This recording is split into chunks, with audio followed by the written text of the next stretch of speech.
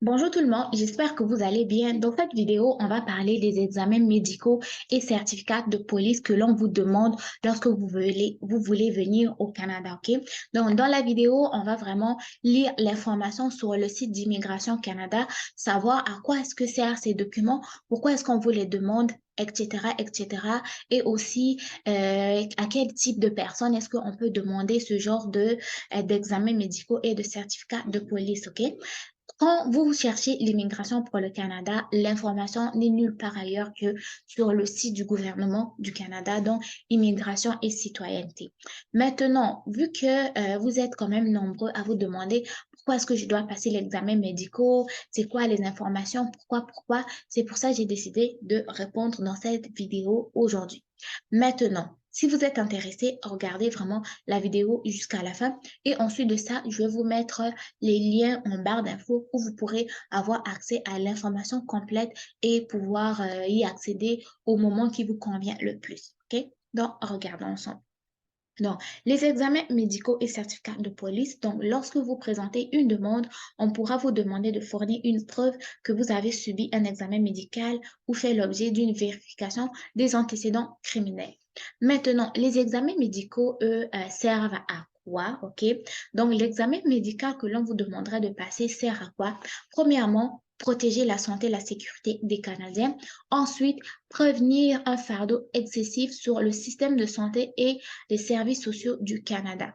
Quand on parle de fardeau excessif, on veut dire quoi?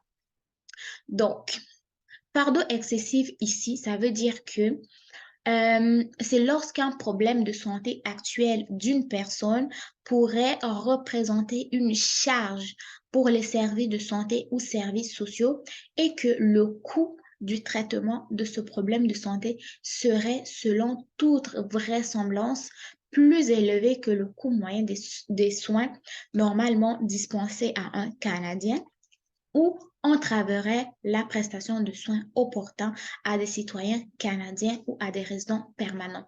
Fardeau excessif, en gros, ça veut dire que si toi, ta maladie là, OK, empêche à ce que les autres Canadiens soient soignés, ou bien si le traitement de ta maladie là est plus cher même que le traitement que les Canadiens eux-mêmes reçoivent, OK? Donc, c'est dans ce sens-là que ils te demandent de passer un examen médical pour voir si ta situation ne pourrait pas présenter un fardeau excessif pour le système de la santé. Ensuite, on va aller renseignez-vous au sujet des examens médicaux. On va cliquer ici. Donc, les examens médicaux, OK? En raison de la COVID-19, il est possible que certains médecins désignés soient fermés. Donc, si vous souhaitez prendre un rendez-vous pour un examen médical au fin de l'immigration, veuillez communiquer avec le bureau d'un médecin désigné pour vérifier si celui-ci est ouvert et si les examens ont encore lieu. Si votre demande est en cours de traitement et que vous n'êtes pas en mesure de passer un examen en raison de la COVID-19, là, vous allez fournir soit une preuve qu'un rendez-vous médical est prévu, y compris le nom du médecin désigné ainsi que la date et l'heure du rendez-vous, soit une lettre expliquant les efforts que vous avez déployés pour passer un examen médical. Maintenant, ça c'est important, OK? Demandeur au Canada. Nous avons mis en place une politique temporaire pour les examens médicaux aux fins de l'immigration jusqu'au 6 octobre 2024. Si vous avez passé un examen médical au cours des 5 ans précédents la présentation de votre nouvelle demande, indiquez le numéro ou numéro identificateur médical de votre examen médical antérieur dans votre demande qui est en cours. Si vous pourriez ne pas avoir à vous soumettre à un examen médical si vous répondez à toutes ces questions, OK? Donc, ça, c'est les personnes qui n'ont pas besoin de passer un examen médical. C'est quel genre de personne? Si vous présentez ou avez déjà présenté une demande de résidence permanente ou temporaire, si vous résidez déjà au Canada, si vous avez passé votre examen médical au cours des 5 dernières années, si votre examen médical antérieur, donc l'examen que vous avez déjà passé, indiquait un risque faible ou nul pour la santé ou la sécurité publique. Dans ce sens-là, vous n'avez pas besoin de passer notre examen médical. Là, on va retourner maintenant. Ça, c'est ce qui concernait les examens médicaux. Maintenant, ici, il y a ce qu'on appelle la surveillance médicale. Ça veut dire quoi? Ça veut dire que une fois arrivé au Canada, si l'examen médical révèle que vous avez une tuberculose inactive, vous devrez vous soumettre à une surveillance médicale pour vous assurer d'obtenir un traitement approprié. Ça veut dire que si vous avez quand même la bacille de Koch en vous, mais qu'elle n'est pas active, donc vous n'avez pas les symptômes et les signes de cette maladie-là, vous devez vous soumettre à une surveillance médicale, donc aller à une clinique ou à l'hôpital pour vous assurer de recevoir le traitement dont vous aurez besoin. Maintenant, au niveau du certificat de police. Le certificat de police ou casier judiciaire que vous appelez, hein, lui, il permet de déterminer si vous avez un casier judiciaire et aide les agents des visas à s'assurer que vous ne constituez pas un risque pour la sécurité du Canada. Vous devez obtenir un certificat de police si vous demandez la résidence permanente ou la citoyenneté canadienne. Pour prélever ces empreintes digitales pour obtenir un certificat de police n'est pas la chose, un certificat de police n'est pas la même chose que fournir les données biométriques, c'est-à-dire les empreintes digitales et photos pour une demande. Donc, c'est pas la même chose.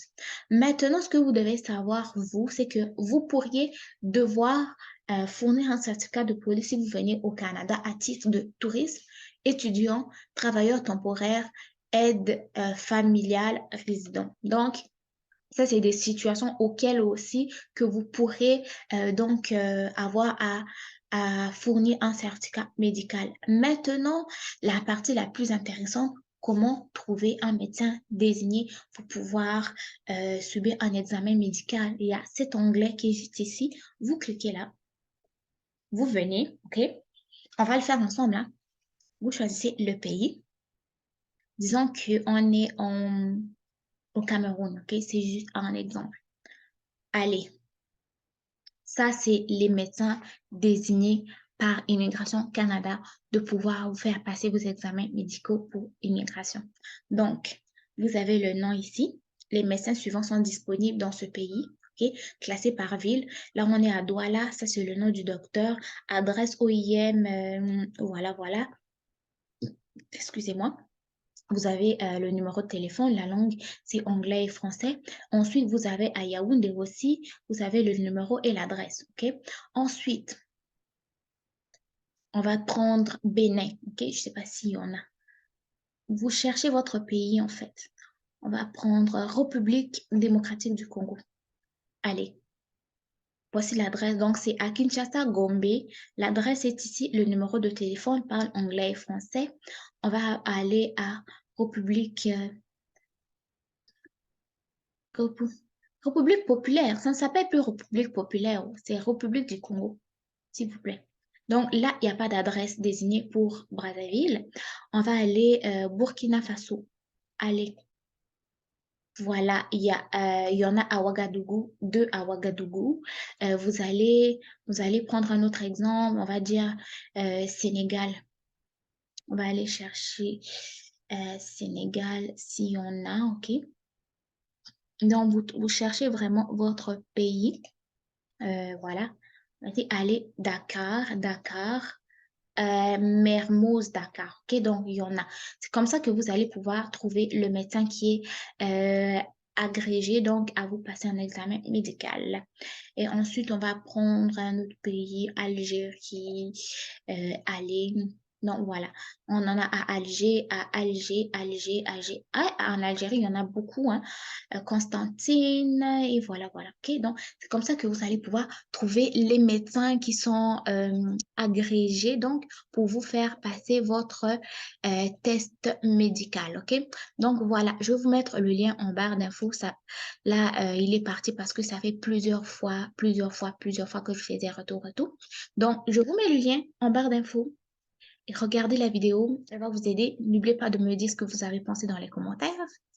Prenez soin de vous. N'oubliez pas de vous abonner. Bye bye.